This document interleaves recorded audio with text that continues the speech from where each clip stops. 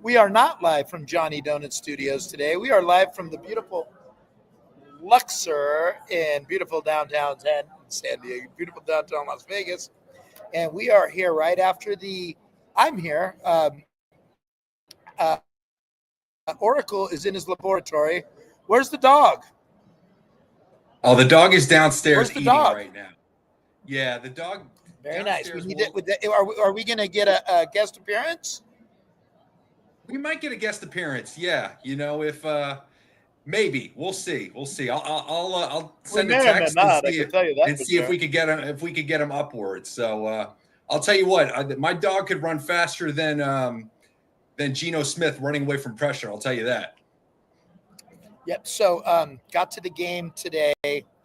No energy at all. There was coming into the game. I'm sending up.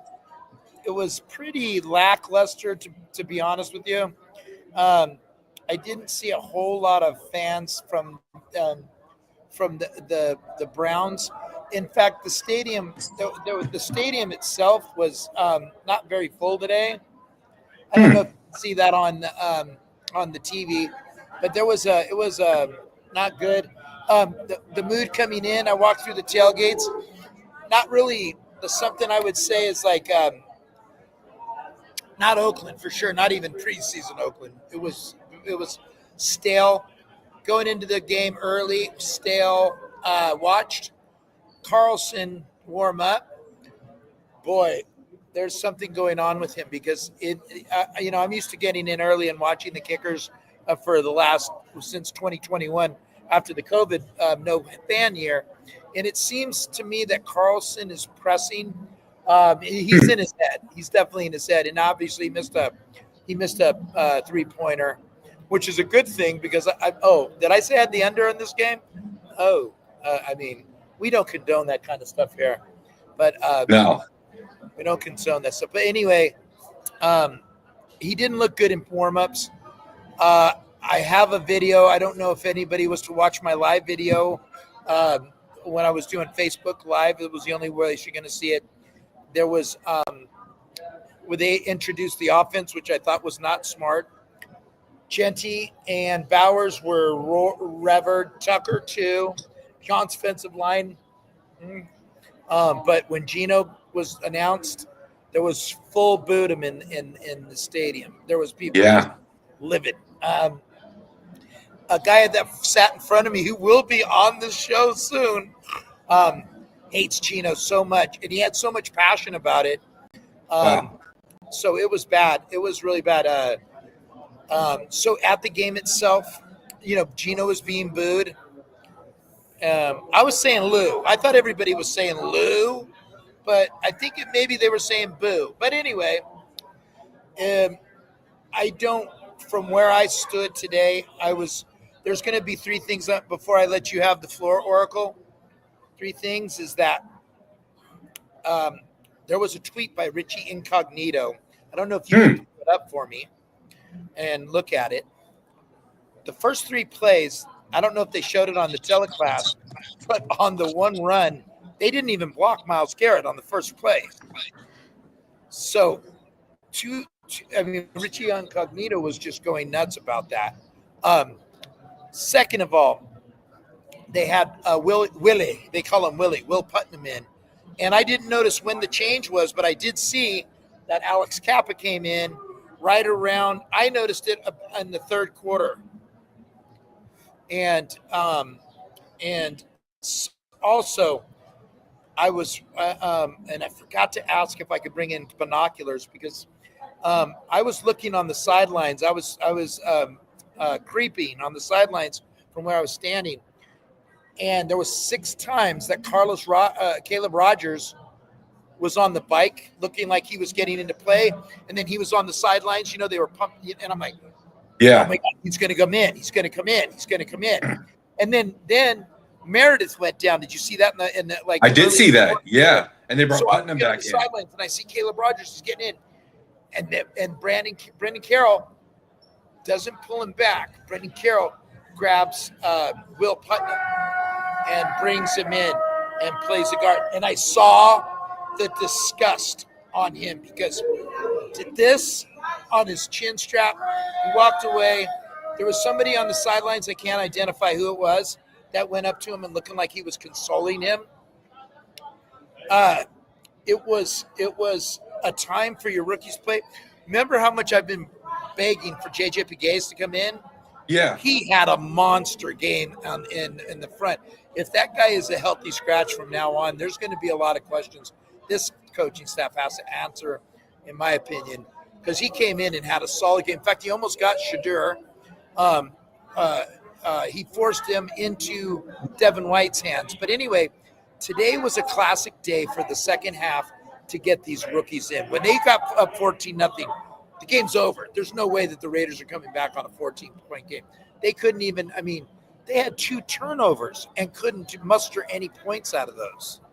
It was just one of those games where this was a perfect time to see what you got, just like what we saw with the Browns. They played their top 4 picks played today. Oh, yeah. And played well.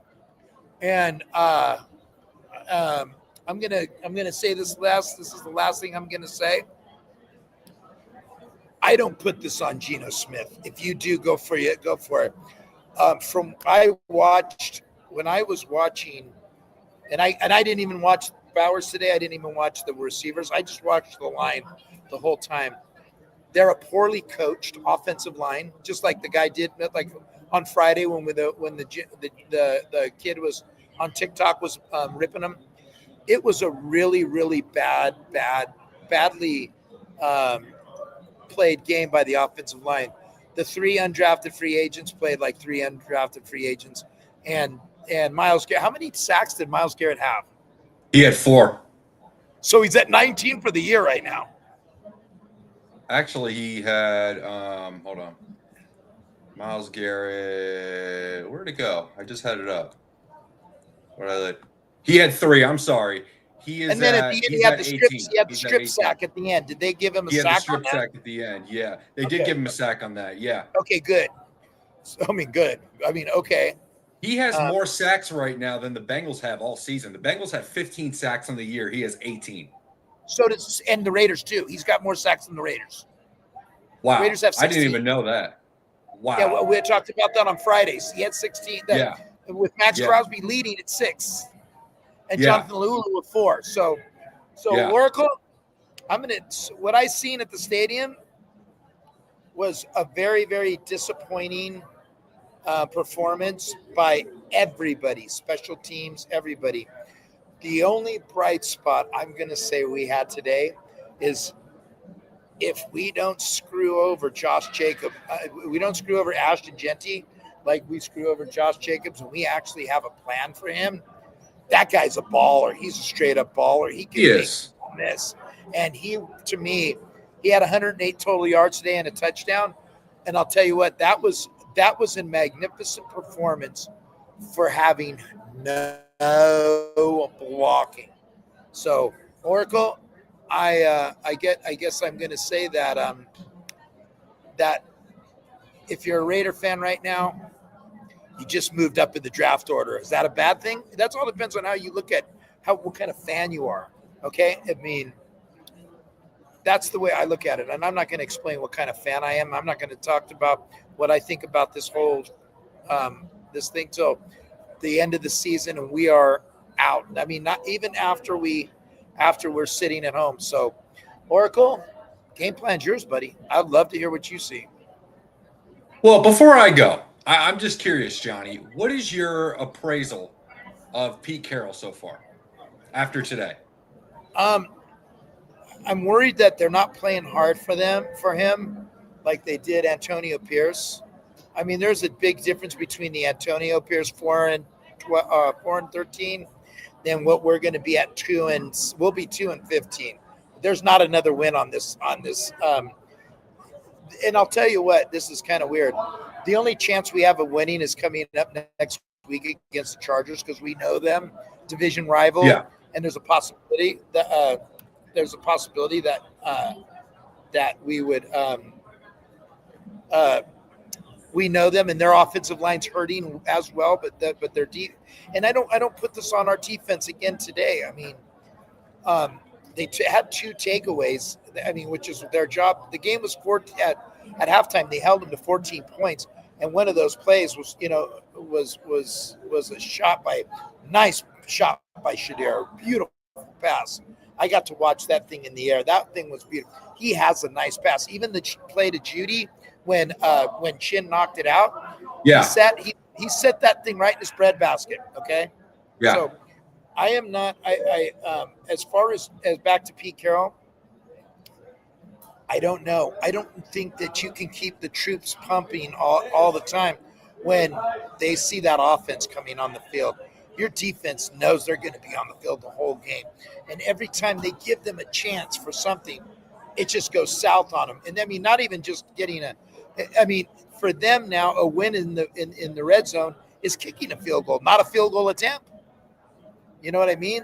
We're not even thinking thinking about a field goal off of a field goal attempt. That's the craziness about what's going on so far.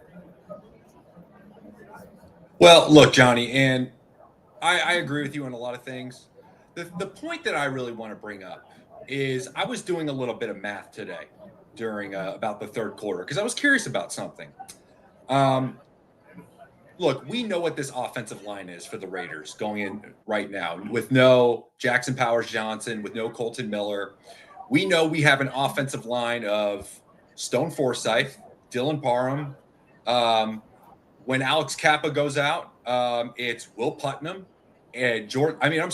We have either Jordan Meredith, Alex Kappa, Will Putnam, and then the great DJ Glaze at right tackle. And I was curious. I'm like, what is the amount of base salaries if you were to combine all 5 of? That's what I did. I took Dylan Parham, DJ Glaze, Jordan Meredith, Will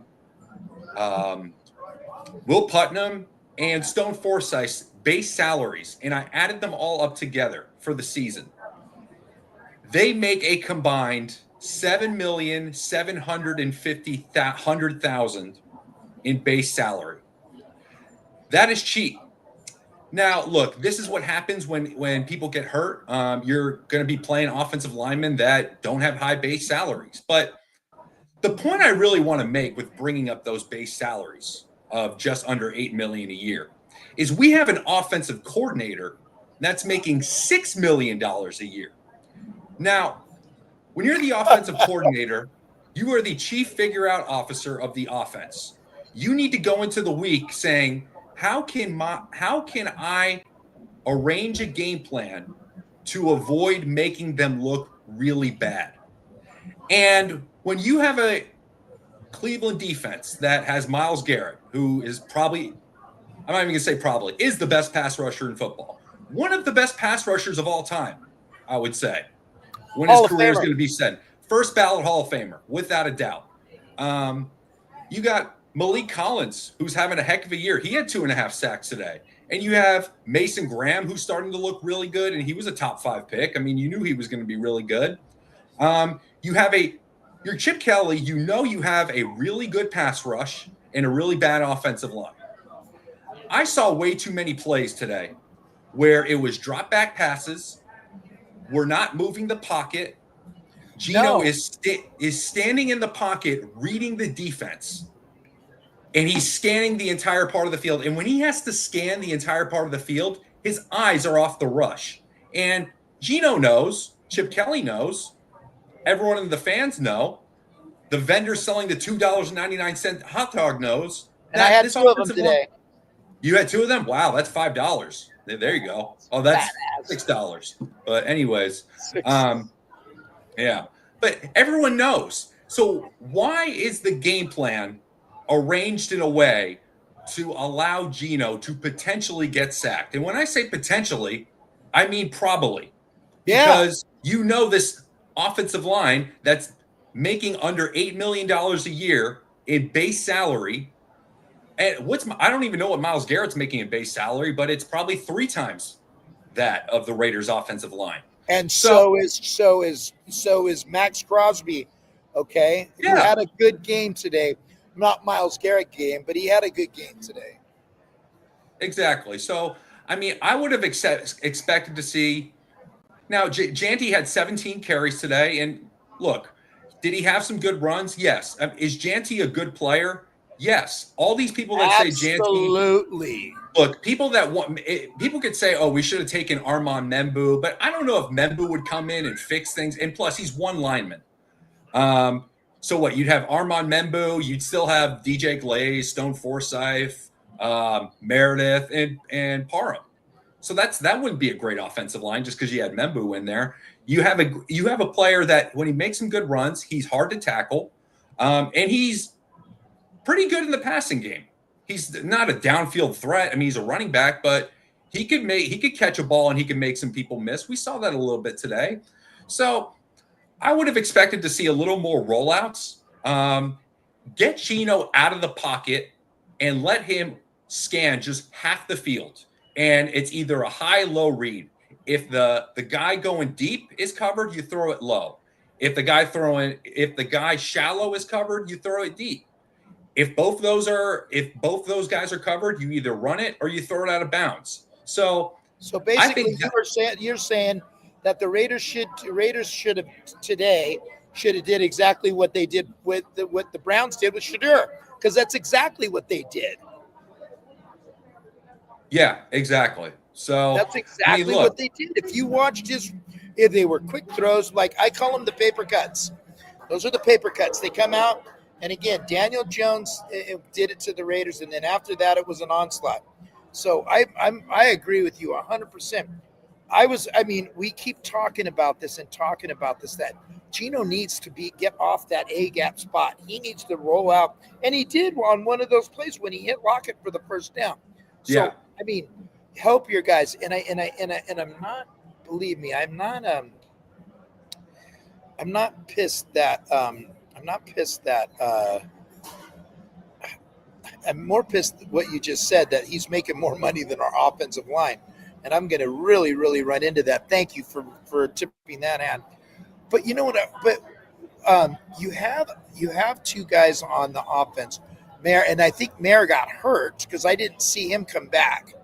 But he did get hurt. Yeah, he had an ankle injury, and so did Janty at the end of the game. Here we go again. Both their ankles are okay. Here we go again with Michael Mayer. Oh, he's doing his best impersonation of JPJ. He got hurt the first year. Then last year, we don't know what happened with him. Now he's hurt again. And it's like, these are the guys that are holding you back, okay? And then you have to use your $6 million linemen to get in there. So, again, man, I know they like Mike Mayer a lot. But you know what? If they could get something for him in the offseason, I'm taking it. And I'm building, You can only keep so many assets before you have to purge a little bit. And if you're not willing to get rid of Max Crosby, you're not willing to get rid of Ashton Jeanty, those are assets you have, which are pretty much the only assets you have, then you have to get rid of little things like that. Now, this is a great question, and I want you to answer this. Ask the Oracle if he heard the comments that the commentators made about developing young players. Question though, I want to ask two questions on that. Who was the announcers? Was it Dan Jiggets? Was it Spiro Ditas? I don't know the guys. So first of all, I did not hear that comment. I do not know who the announcer was. Let me see if I could look it up real quick. But I mean, he makes a great point. I don't know why Caleb Rogers wasn't able to get into the game. I thought that was a great opportunity for him too. It looks like it was Tom McCarthy on play-by-play and Ross Tucker as the analyst. That's called the Dan Jiggets game. So did you get to hear what they were saying about the young guys? No, I missed that. Okay, no, then we'll move on. Let's move on. I don't want to waste time on it. Okay. Here's another comment. Here you go. Marcus Diaz, he's a guy from Vista, California. Hear me out. Purge the entire Carroll family. Chip has to go as well. Put Philbin as interim offensive line coach. Olsen to OC. The blocking scheme has been pathetic. No protecting inside out. There are multiple plays where 3 or 4 guys blocking too. No push on runs. No creativity to get rid of the ball fast. No over and under routes or check downs. It's just bad, baby. I'm gonna I think there's a lot of truth to that. But if you remember, they did try to get Jeanty the ball fairly quick on those. I don't call them a bubble screen. It was more or less like a little swing pass, to get him out. Yeah. And so they run what's called fast to the flat. So that's where the running back is usually behind the quarterback, dotting the I, and he'll just take off right to the flat. And it kind of looks like it's a play action play, but it's really just a rollout where Geno would be looking right at Ashton Jeanty as Jeanty's running to the flat. Yeah, but he was so on offense. I mean, that was pretty obvious. Realistically, we can sit here and beat the horse until he's dead. But the bottom line is if you cannot block, and again, they had a big feat today, bigger than the feat against Dallas. But both things came out the same, Oracle. They were just outmanned, and I mean, the dog. There it is. That's called Petey. Hey, what's up, man? Look at Andy's. Hey, say hello, Andy. Say hello to Andy. Say hi to Andy, Jim. That's Andy. We went to Kansas City together. That's the Oracle. And there's the Oracle. I love it. All right. We got a party here. Yeah. See that? He knows who the Oracle is. I'm telling you. You need to get 8x10 glossies for him. Where did he get that crown? That doesn't look like a crown you get at Burger King. Look, that's what he wears. Oh, that's awesome. I got to hang out with him. You can't see my kilt, but yeah. We would show his kilt here. Oh man, I like the shorts. See that? Yeah, definitely. Yeah. It's a kilt. It's a kilt. Yeah. Are you going to be It's around a for that? kilt. All right, buddy. All right, this is love right here. That's Raider love. see you later, man. All right, see, Oracle, you are just you are just the man. So all right, I love it. So back to Pete Carroll. I'm gonna say that I can't process anything until I can see an offensive line work. Our defensive line looked way better today than there's a lot of missed tackles in the secondary and in linebacker. And what happened with Jamal Adams on that? I watched it 4 times. I didn't see any. Did they call a hip drop on him? No, it was an unnecessary roughness. So it was after the whistle was blown is when he kind of twisted him around on the tackle. Now, look, I think that's a tough play for Adams because I don't know if he really hears the whistle when he's in the middle of making a tackle. So I think that's just kind of it looks bad for Adams, but I don't think it's really something that you could really blame him for. You got to put yourself in his shoes. Imagine trying to make a tackle, trying to hear the whistle, and you're really not focused on the whistle. You're focused on getting the guy down the ground. And they're both smaller guys. So it wasn't like you had this defensive lineman, slamming him to the ground. I mean, he's using everything he can, in my opinion, because we've seen that when they actually did play a few times on the screen. I saw nothing penalty. I just saw nothing roughing on that call. So anyway, it's a call that went against us. I mean, for the most part, to be honest with you, it was a very poorly played game, but it was clean in the manner of that. It was there wasn't a whole lot of penalties. I mean, the Shedeur penalty on, I think it was Adam Butler, right? That was right in front of me. That was a penalty. I mean, that was just And for a rookie getting a call like that, in my opinion, that was okay. But I told you on Friday that Shedeur Sanders was going to have a good game, and you know what? He had that one pick that was pretty much similar to the pick he threw in Baltimore. Kind of like the Kyle Hamilton play, yeah. Kyle Hamilton play, exactly. So yeah, that was something that was really similar. And again, he's a rookie quarterback. Do I think he's going to be a great quarterback? No, but I think he's going to be a good quarterback in this league. He moves very well. His eyes are always downfield, I can tell you that, and that's probably the reason why he gets sacked a little bit more than most, because his eyes are downfield all the time. That pass to Jerry Jeudy, I saw that sucker was on a rope, and then Jerry Jeudy was trying to do some bounce move, and Chin got it right at the right time. How did Jeremy Chin look on? Because again, I didn't get to see much of it until I see all 22. What did Jeremy Chin look like today? I thought he was okay. I thought there were a couple times in the run game where he got blocked. On the swing pass that they threw to Sampson, the one that was the clinching touchdown for the Browns, he got blocked on that play. The player that I thought I was really disappointed with, to be honest with you, was Lonnie Johnson. On that swing pass, he was the guy that was supposed to come in the alley. And what I mean by the alley is when you have a blocker here and a blocker here, there's a defender who's coming in right here to make the tackle. And he didn't get the job done, and that allowed Sampson to keep going for the touchdown.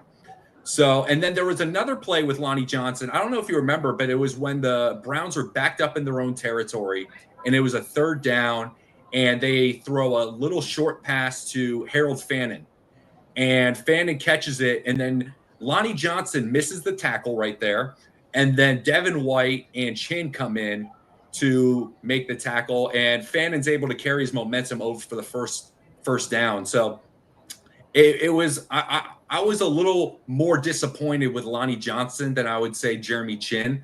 So I think with Chin, keeping him down closer to the line of scrimmage is ideal. That's why they have Lonnie Johnson in there, so they could have Lonnie Johnson, Troy Polamalu be the deep safeties, and have Jeremy Chin be the big nickel. And then you have Jamal Adams as the dime linebacker. One guy I was a little surprised to be inactive today was Jamin Davis. I wonder if he had a bad week of practice, and that's why he was inactive. But he played a decent amount of snaps in the Dallas game. And then for him to play a decent amount of snaps and then not be active, that was a little bit of a head scratcher right there. The other guy who was inactive was Tonka Hemingway. And I was a little surprised by that as well. Yeah, well, they've been I think J.J. Pegues took Tonka Hemingway's spot today, and I'm pretty sure when I look at the tape that Tonka Hemingway is going to be awesome. Oracle, check this out. What do you think? Is Patrick Graham trying to get fired, or is Pete directing the soft defense? The Ravens play multiple schemes and a lot of pressures to confuse Sanders. Did the Raiders do any of that? I'm going to answer before you, Oracle, because I was there and looking from behind, and I'm going to say no. I don't think it's Patrick Graham did not disguise blitzes today at all. It was if anything, they would look like they were zero blitzing for the most part, and then I would still see zone defense on the corners, and it was driving me nuts. So it was almost like if they were off, they were going to drop into coverage. If they were playing on the line, then they were sending blitzes. They weren't disguising anything. I'm sure if I saw that, I guarantee you they saw it. What do you think? Well, a couple things. One, with Pete playing the soft defense, that's something he's done throughout the entirety of his career. Now, the thing that Pete was really known for in Seattle was playing the press cover 3 when he had guys like Richard Sherman and Brandon Browner who were bigger corners. But we don't have corners like that on the roster. I mean, we have Eric Stokes, who's had a good year, and then the Caillou Blue Kelly's had a down year, and Darian Porter just can't seem to really get on the field. Maybe they don't feel quite comfortable with him yet. The thing with still keep wondering with Patrick Graham is how much influence does he really have on this defense? I think he's trying his best to be a good employee for Pete Carroll. And he's trying to work within the defensive framework that Pete wants to install and he wants to teach. There were a couple plays when I was watching the Dallas tape, and we even showed it on Friday, where Brian Schottenheimer, was an assistant under Pete Carroll in Seattle. So Brian Schottenheimer knows how the defense is taught. He knows the principles of it. He knows if you're to fake a pitch to a back, if you're to motion a back to the other side, and it's a 4x1 set. He knows how the defense is taught to react to those sort of things, so he could dial up plays to exploit it. In terms of the defense with how they were trying to apply it like Baltimore did, that's unfortunately just not the Raiders' scheme. And I would like to see a scheme that has more multiplicity in it, where it's more guys. Now, there were a couple plays today where I thought they put a lot of guys on the line of scrimmage. On the pass that Shedeur had to Isaiah Bond in the first quarter, that was a cover zero blitz, and Tyree Wilson was able to come free right up the middle. The problem is Tyree Wilson went for the sack way too early. Yeah, I saw that. You're right. He went for, yeah, and because he missed on the sack, that gave Shedeur space to move to his right a little bit more, and he's able to find Isaiah Bond, who beat Darnay Holmes really bad. So if Tyree Wilson was able to just kind of keep running in the direction of Shedeur instead of just trying to go for the kill shot, who knows how that play could have been impacted differently.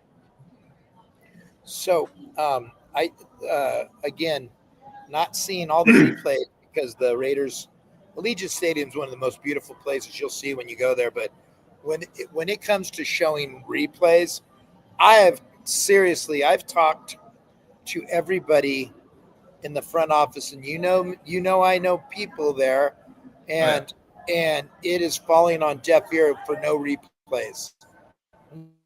None at all. Even like if there's a questionable, it is shocking. And the only reason that I can see all the replays is because I stand right by a luxury box and my vision is right into the TV, so I see it.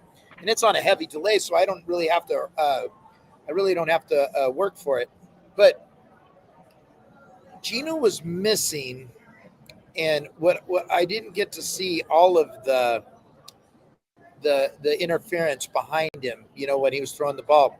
But that pass to Trey Tucker where he overthrew him, twice. He overthrew him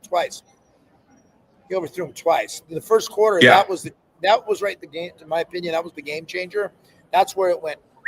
It just switched the momentum.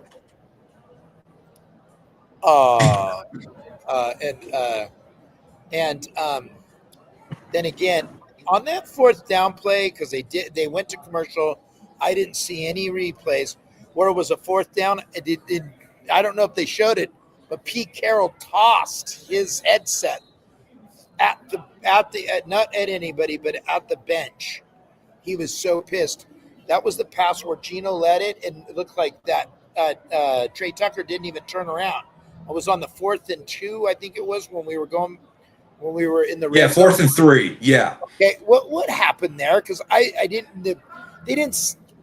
It pisses me off. They don't at least show it. I mean, I've been to many stadiums, and this is the only place that pisses me off. Again, it's my place that I don't get full replays, especially then, because then I'm sure they went to commercial break, so I didn't see anything after that. So what happened on that play, and what do you think happened? Well, first of all, that's a really interesting point that you bring up about the instant replay and why they're kind of lagging in that area. I mean, I'm curious if anyone else is going to make any public comments about that. On that play in particular, first of all, I was really confused that they didn't kick a field goal right there, because a field goal would have made it a one-score game. It would have, if they would have made it, it would have been an 8-point game. Geno pushed Carl. Look, I was watching it because I'm right there on the sideline, and Carlson was coming out with Cole, and he pushed him back, and then and it was like the first time that I've ever seen Pete make a decision based on somebody there, but it was like, yeah, I saw that. So anyway. That's concerning. I saw, because what did you see? What did you see on the TV? Well, one thing I definitely want to do is I want to definitely look at that play, but I saw Trey Tucker open on that play. Now, it would have been a tough throw to make. He would have kind of had to float it in between two defenders, but I did see Tucker get behind the defense on that play to make and he could have made a play in the corner of the end zone. The one thing that I was a little confused in that play was if you're running a fourth down play and you're going to throw the ball, I would like to see maybe you're going to throw to someone a little bit more of a high percentage throw. And what I mean by that is it's an easier throw. When you're going to make a throw to the pylon of the end zone, that's a low percentage pass. if they could have maybe ran like a pick play where they could get Brock Bowers open, I thought that would have been a more ideal play call. But I don't know. Maybe we need to pay an offensive coordinator a little more money to call some better plays. But at the same time, I definitely am not impressed. And again, I'm not gonna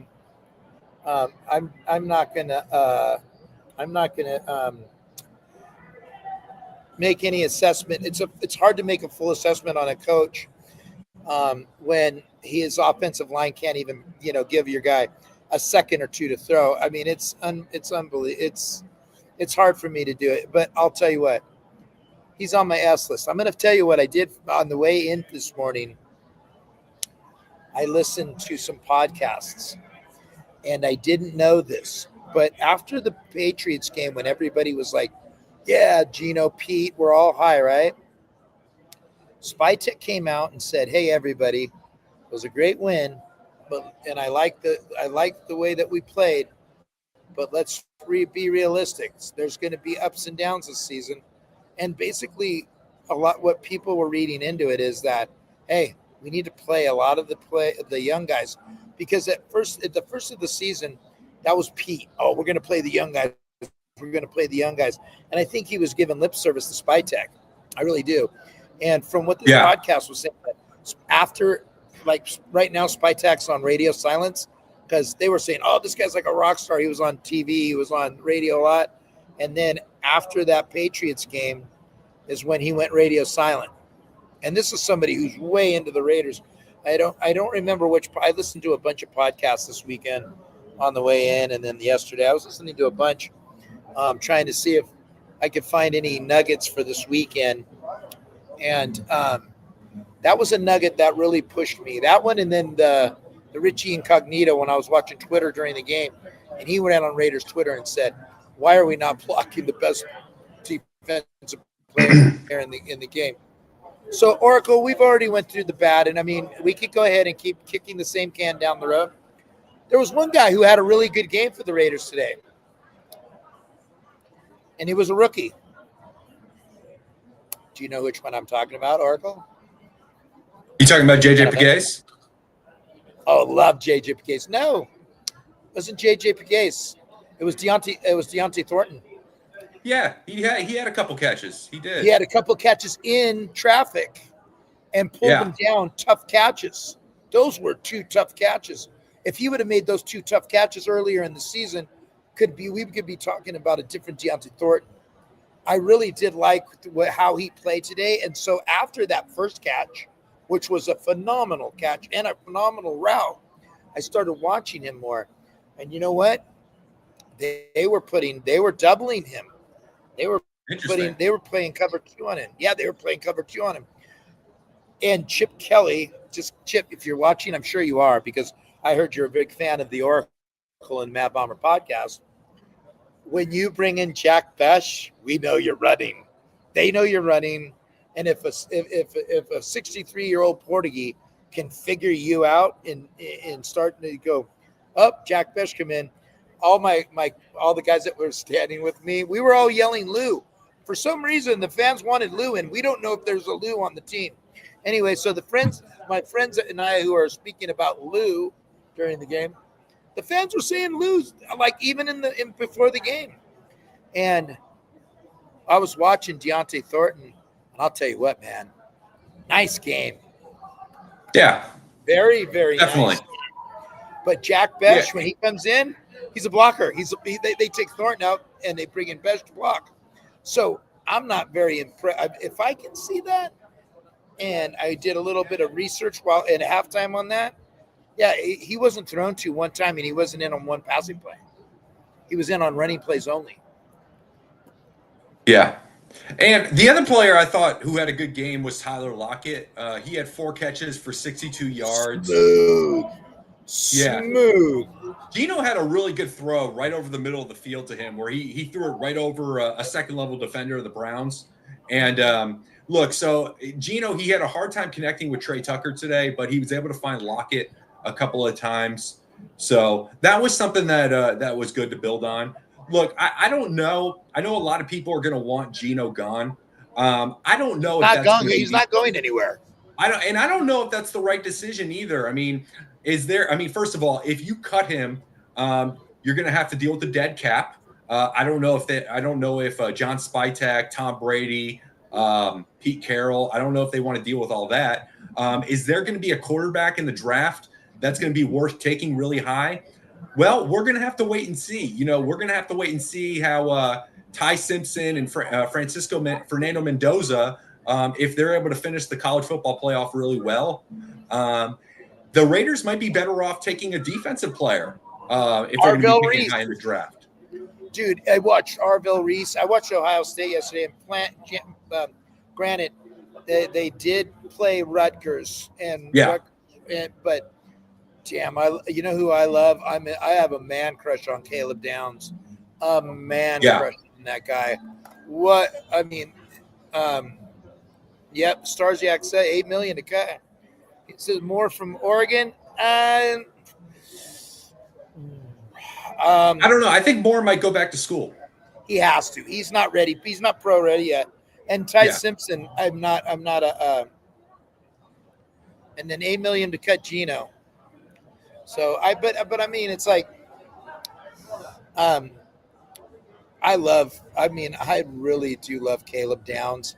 I've got a man crush on him. He's got great football instincts. I watched Arvell Reese yesterday. They ran away from him the whole game. He really wasn't a factor other than he was being cut. And I know we're talking about college right now. So let's get back to what the Raiders fans really want to talk about is quarterbacks. So I was watching the game on NFL Network. I was watching the game on NFL Network. Look at Carmen, beautiful. All you can do is shake your head. That's our girl, Carmen. I was watching the Daniel Jones. The Indianapolis Colts game, and Daniel Jones. I'm not sold yet on Daniel Jones. You know what I'm saying? I watched him throw into double coverage many times today. I'm not saying that he sucks. That's not what I'm saying. And I'm not saying he can't be a formidable quarterback. That's not what I'm saying. I love that he has nice legs, but I'm not sold on his decision making as a quarterback. I'm not. I'm sorry. So they didn't really score much in the second half, and they allowed that comeback for Kansas City to happen. So. Look, the engine of that team is going to be Jonathan Taylor, and everything kind of goes off that. If Jonathan Taylor gets going, then Daniel Jones could hit Tyler Warren, Michael Pittman, Warren is blanket. That's his baba. Yeah, exactly. So, look, I think it's going to be interesting with the AFC. Denver was on a bye week this week. How is Bo Nix going to be able to start stringing together some good games? And really be a threat in the playoffs? Can Baltimore maybe get past Pittsburgh in the playoffs? Both Baltimore and Pittsburgh got wins today. Jacksonville got a win today. So Chicago today? Oh no, I'm sorry. Oh, thank you. Yeah, no, actually, Pittsburgh lost today. Yeah, so Baltimore. I was going to say they must have had one hell of a comeback. Let me check. Because they were down big. They were down big in. Against the Bears. Yeah. And then so I'm looking at the standings right now. Yeah. Oh, so Baltimore is actually the number 1 seed right now. They in the AFC North, they're the number 1 team. Team. But they both have the same record, and they play each other on the last game of the season, I believe. I know. That's going to be interesting. That's probably going to be for the division right there. And I don't see two of those teams making the playoffs. It's going to be a division winner. I don't think the other team's going to make the wild card. Maybe the Chargers. The Chargers are dealing with a lot of injuries. They're going to go down. They're going down. I'm that sorry. wouldn't shock me at all. Yeah, they're just they're hurt. They are. You're talking about. They spent money on their line, and they're probably down to a $6 million line. Yeah, something like that. No Rashawn Slater, no Joe Alt, and no Mekhi Becton. I think Dave Freitas, what he meant is they were the number 1 New England is the number 1 seed, but what I think Oracle meant is that it was Baltimore is the number 1, tied for number 1. They're number 1 in the AFC North right now. Yeah, they got the tiebreakers, and that's going to be a lot of fun that last week of the season. Hey, and I didn't see did Detroit finally come back and win today? Detroit did win today. Yeah, that was a heck of a game. That was dude. It looked. I didn't get to watch the whole game. I was watching NFL Red Zone, and it sure looked Jahmyr like Gibbs was amazing today. Who? Jahmyr Gibbs single-handedly won the game for them today. Because it looked like Crab Boy was throwing the ball pretty good for the Giants. Yeah, Is that a pocket full of crab? Or are you just happy to see me there? Oh man. Hey, you could have some good crab seasoning too. Make sure you just crack open the shells. And how about some Maryland blue crab? That's gross. But anyways, it'll be interesting to see in the NFC North might have 3 teams. In the playoffs. Chicago is winning the division right now. Green Bay had a win today over Minnesota. I don't know how this JJ McCarthy experiments. I don't know how long that's going to be. So let me ask you a question, and everybody at home on the Bad Barber podcast. Did Minnesota's head coach Kevin O'Connell, did he become stupid all of a sudden in a year? Or are they not playing for him? Or what's going on? I mean, they were 14-2 last year. Yeah. Did he stop learning how to coach? They need to fire him. Can you imagine that? I mean, this just goes to tell you. Look at this. Great play over. Done talking. Action is needed. I totally agree with that. For sure. Definitely. But as long as people are listening, we're going to ask them. We'll look at some questions. But I would tell you that Pete Carroll became pretty stupid this year. That's what I'm trying to say. Kevin O'Connell, pretty stupid this year. Became pretty stupid. Josh McDaniels became smart again. Did you see that? Amazing. It's amazing. I wonder what pill he took to get smart again. I don't know. It's called. Was it a pill called Drake May? It's called the Drake May. Can I take 2 Drake Mays and call me in the morning? Yeah, I wonder if that's FDA approved. Jeez. So that's kind of where it's at. So Oracle, we're gonna have our show on Friday. Yeah. Tuesday, young guys out there and girls and everybody in between. We're gonna have a show right before Thanksgiving, and we're gonna have 2 excellent guests on. And one's gonna be very angry, and one's gonna be very prolific about what he thinks about the football that is being played in the NFL these days. He thinks that it's a shit show, and he doesn't think that. I think he's going to tell you what he thinks. I'm going to just leave it at that. So now we can not this Sunday. Next Sunday I will be at Shenanigans in Sacramento. Citrus Heights, Sacramento, same thing. Yeah. Oh, wow. Yep. I get to hang out with Carmen and Steven and and the rowdies from the Black Hole Club out in Sacramento. Looking forward to that. I mean, that's gonna be a blast. I will give you a food update. Will it be as good as the $2.99 hot dogs that I had today? I had a pretzel today too. I don't think people care, so I don't care.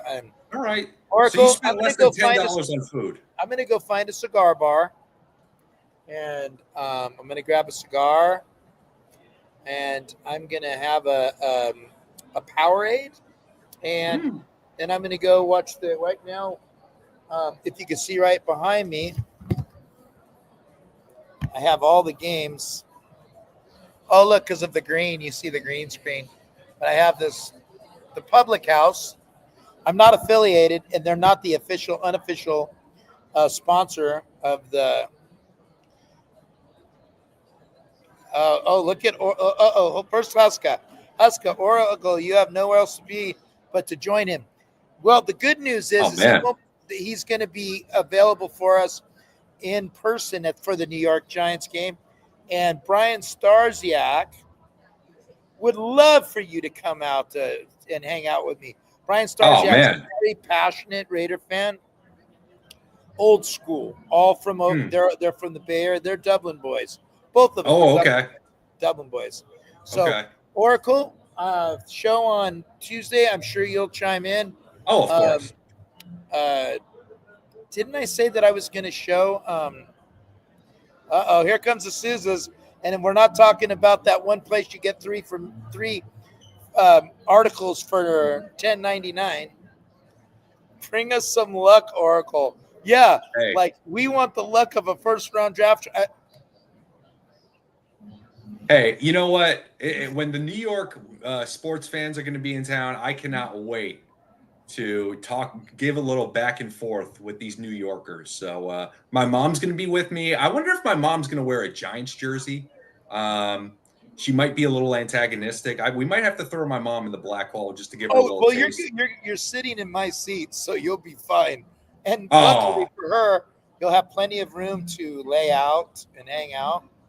But yeah, the Oracle will be here for the Giants game, and then on the Tuesday after the Raiders play the Broncos, I have a big guest coming on. Big fan guest. It's not a player, it's not a coach, but a big fan guest. Huge fan. And we're going to be very lucky to have him the week after. So, and Johnny, don't you got a special thing? What's that? Don't you got a special thing you're doing on the Tuesday show too? This Tuesday? Yeah, that. Yep. You better get your. You bet if I was you, and I'll give you plenty of time to do a screenshot of the show on Tuesday, because you're going to get something that you should put on your wall, have framed. Yeah. I am framed.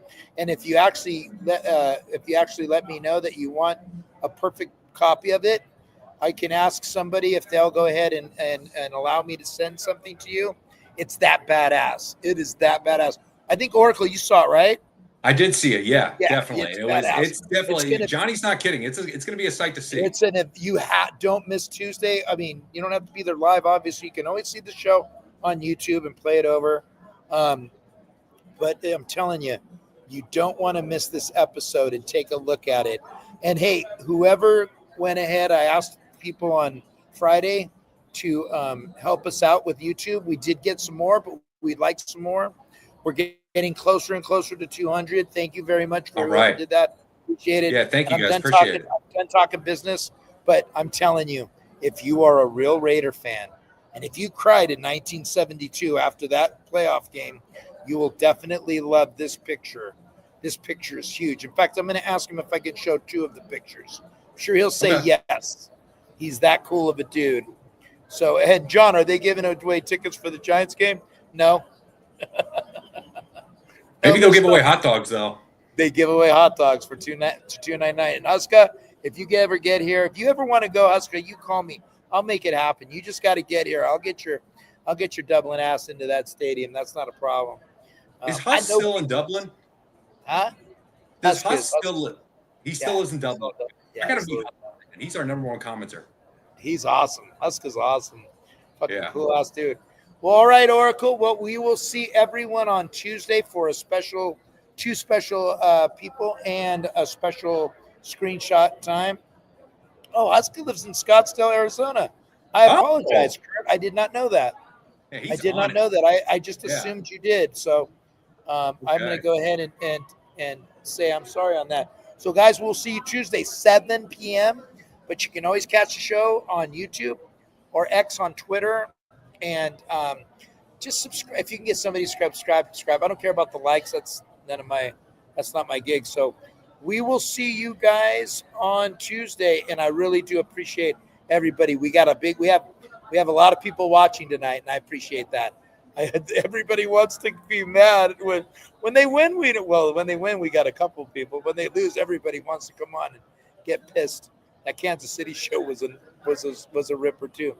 We will see you Tuesday, Oracle. Thank you so much for coming on. And no problem, Johnny. I mean, I hey, will- this is people's therapy. I mean, we just come on in lab coats. Yes, yes. We need a couple of pills of Drake May. So I will see you guys on Tuesday. Good night now. Good night now. Now it's Ciani to the left. Biletnikoff to the right against Marsalis. Back is Lamonica. Throws for Biletnikoff. Touchdown Raiders! Biletnikoff is having words right now with Marsalis. Fred caught that ball after quite a physical battle with Marsalis in the right corner of the end zone. He went on out of the end zone, and then instead of slamming the ball into the turf, he ran back in about 10 yards to where Marsalis was and defiantly slammed it in the turf in front of Marsalis. The two tight ends are lined up as tight ends. Back goes Darrell to pass. He's looking for Smith, but instead goes down the middle. Chester, touchdown Raiders! Holy Toledo! What a great call! 19 yards and a Raider touchdown to make it 22-3. Chester had gotten free at the 5 and was all alone in the end zone 2 yards in. The Chargers now have a brilliant opportunity to put this game away. Here's Williams to the left, Garrison to the right, flanks right, Charlie Smith out to the left as a wingback, leaves only one back to block, that's Hubbard. Lamonica back, gets fine blocking, now he throws down the middle, Branch at the 20. Branch at the 18, tripped up, keeps going, reverses to the 15, he's at the 10, he dances down to the 9-yard line. First and goal to go Raiders. 1 minute and 30 seconds left to go, and hang on to your hats. Branch is still in. He goes to the right, slotted inside Biletnikoff. 5 defensive backs in there. Lamonica gives to Smith, sending him to the left. He's got Upshaw in front. He's at the 5. He's at the 2. It's a touchdown Raiders! Charlie Smith from 9.5 yards out. Oakland has gone in front. Clarence Davis is in for Charlie Smith. He's a deep threat on pass reception. Back goes Stabler to pass. Steps away from the rush. He's going to run up the left side. 30, 25, 20, 15.